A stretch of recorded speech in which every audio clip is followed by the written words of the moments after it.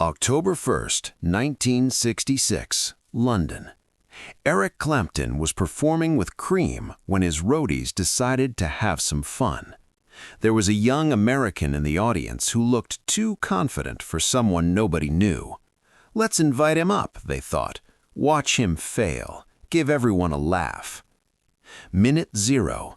The American takes the stage, roadies grinning, audience politely applauding. Eric Clapton curious but not concerned. Minute 0:10. First note. The grin on the roadie's face freezes.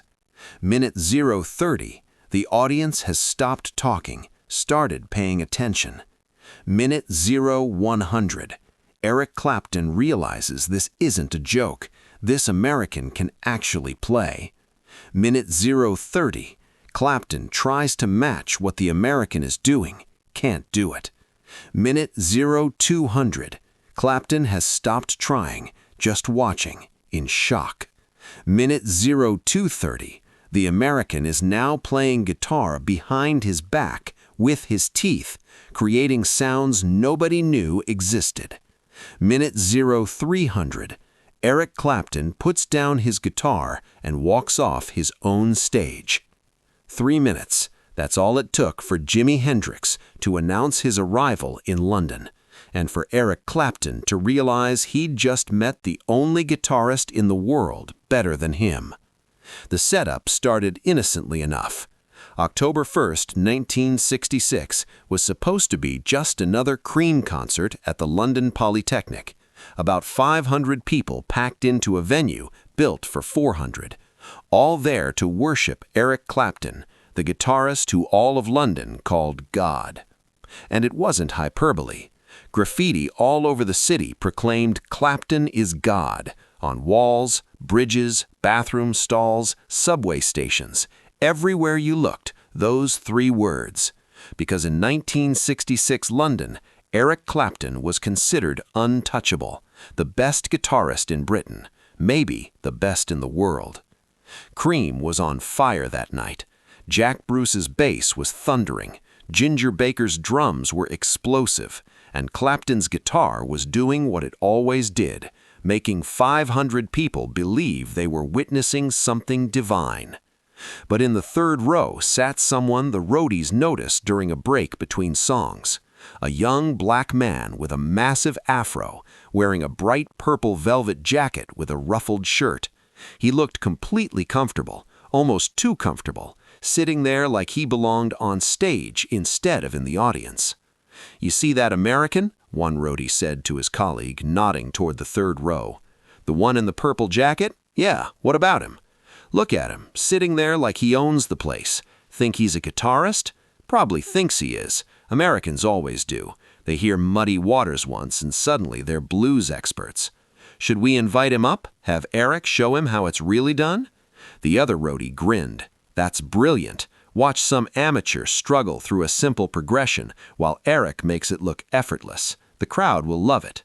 And the American will go home humbled. Win-win." They approached Eric between songs. "There's this American in the 3rd row, looks pretty confident. Want to invite him up to jam? Give the crowd a laugh?" Eric Clapton glanced at the audience, spotted the young black man in the purple jacket. He shrugged. Sure, why not? Might be fun. It happened sometimes at rock concerts in those days. Musicians would invite audience members up to jam. Usually it was harmless. Someone would play a simple bass line or keep basic rhythm on drums. The crowd would applaud politely. Everyone would have a good time. Nobody expected what was about to happen. Clapton leaned into the microphone. "Ladies and gentlemen, we've got a guest with us tonight, a guitarist from America. Let's see what our friends across the pond can do. Come on up, mate." The young American stood up. He moved with the kind of confidence that made the roadies exchange knowing glances. This was going to be even more entertaining than they thought. The cockier they were, the harder they fell. He climbed onto the stage.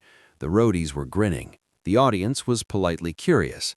Eric Clapton was tuning his guitar, ready to show this American what real playing looked like. They handed him a Fender Stratocaster. He checked the tuning, adjusted the strap, positioned himself in front of the microphone. "What's your name?" Clapton asked. "Jimi." "You know any songs, Jimi?" "I know a few." "You guys know Killing Floor?" It was a howlin' wolf song, fast, aggressive, difficult to play well. The Roadies' grins got wider. This American was cocky enough to suggest one of the hardest blues songs. This was going to be spectacular. "Yeah, we know it," Clapton said. "Let's see what you've got." Jack Bruce started the opening bass line. Ginger Baker came in with the drums. And then something happened that nobody in the London Polytechnic was prepared for. Minute 0 to 10. Jimi Hendrix started playing. The first note hit like lightning. Not loud, but electric, different. A sound nobody in that room had ever heard come out of a guitar.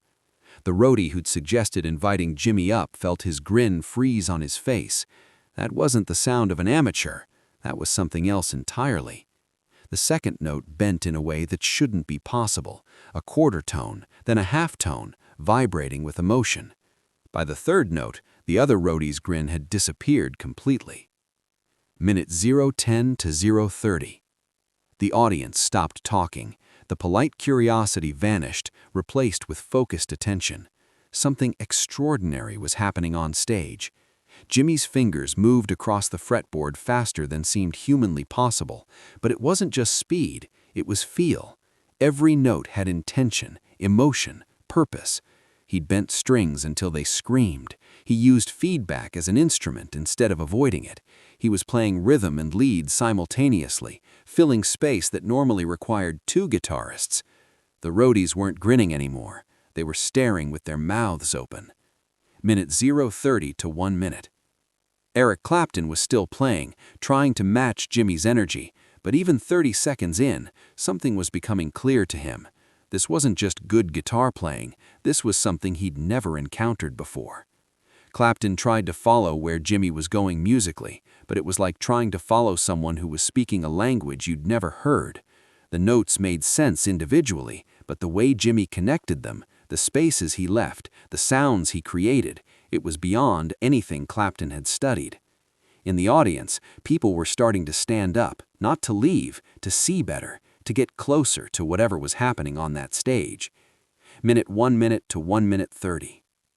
Eric Clapton's fingers were still moving, but his mind was somewhere else entirely. He was realizing in real time that everything he thought he knew about guitar was incomplete, that there were possibilities he'd never imagined, that this American, this nobody from nowhere, was rewriting the rules of what a guitar could do. Clapton tried to keep up, tried to match Jimmy's intensity, but within 90 seconds, he knew it was impossible. This wasn't just better technique, this was a different understanding of the instrument itself. The roadies were no longer thinking about the joke they had set up. They were thinking about their careers in the music industry and wondering how they'd explain to people that they had accidentally given the greatest guitarist in the world his London debut. Clapton stopped trying to match Jimi. He was just playing now, providing support, because that's all he could do. And even that was difficult, because Jimi's playing was so far outside the normal structure of blues that supporting it required constant adjustment. Jack Bruce and Ginger Baker were in the same boat. They were professional musicians, some of the best in Britain, but they were struggling to provide a foundation for what Jimi was building on top of them. The audience was completely silent except for the music. 500 people holding their breath, watching something that felt more like a religious experience than a concert. And then Jimi did something that made the entire room gasp. He flipped his guitar behind his back and kept playing. Not simple chords, complex runs, bends, vibrato, playing guitar behind his back with the same fluidity most people couldn't achieve with the instrument in front of them. Then he brought the guitar to his mouth and started playing with his teeth. Actual notes, actual melody, creating sounds with his teeth that most guitarists couldn't create with their fingers. Eric Clapton had stopped playing. He was just standing there, guitar hanging from his shoulder, watching. His expression was a mixture of shock, awe, and something like grief, because he was watching his entire understanding of his life's work get dismantled in real time. Jimi brought the guitar back to normal position for the final 30 seconds, but there was nothing normal about what he was doing. He was building to a climax that involved feedback, distortion, and techniques that wouldn't have names for years. The final note rang out, sustained by feedback for what felt like forever before Jimi finally cut it off.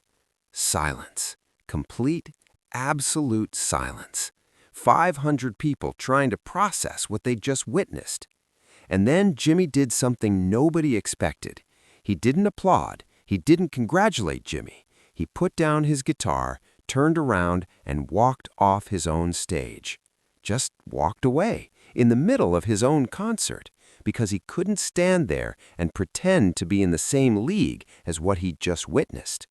The audience erupted, not the polite applause from before. This was explosive. People on their feet, screaming, stomping. They'd just seen the future of rock and roll, and they knew it. Jimi handed the guitar back to the roadie, the same roadie who'd suggested inviting him up as a joke, and smiled slightly.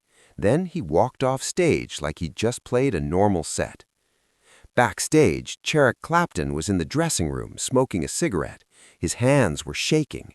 His manager, Chaz Chandler, who also happened to be Jimi's new manager, found him there. "You okay?" Chandler asked, not trying to smile. Clapton looked up.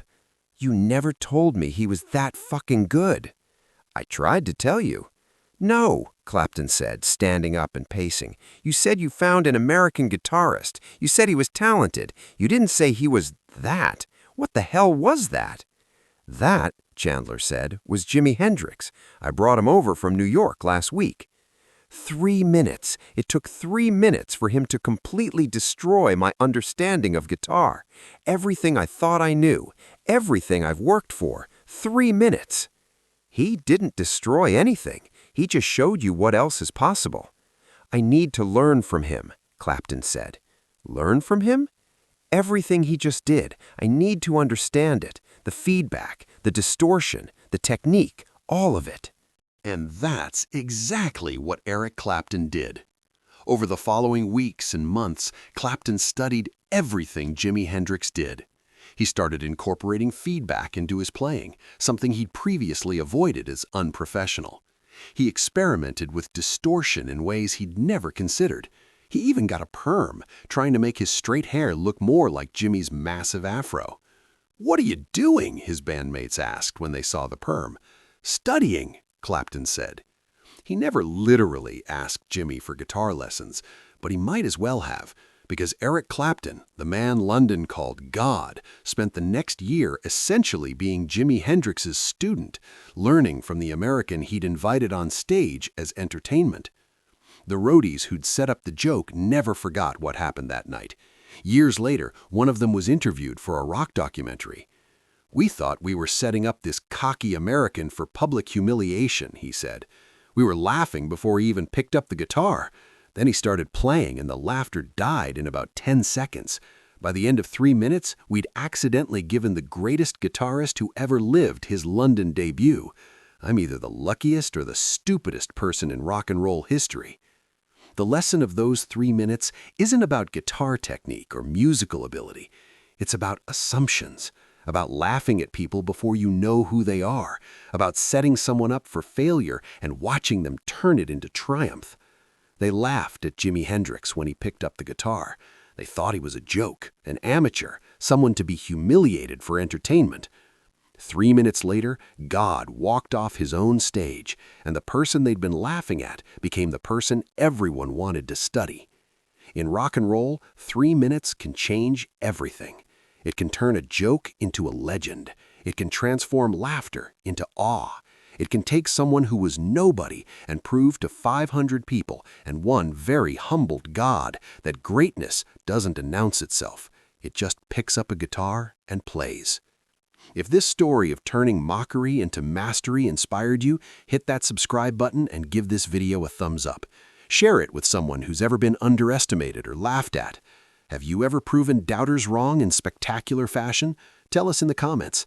And don't forget to hit that notification bell for more stories about the moments that changed music history in 3 minutes or less.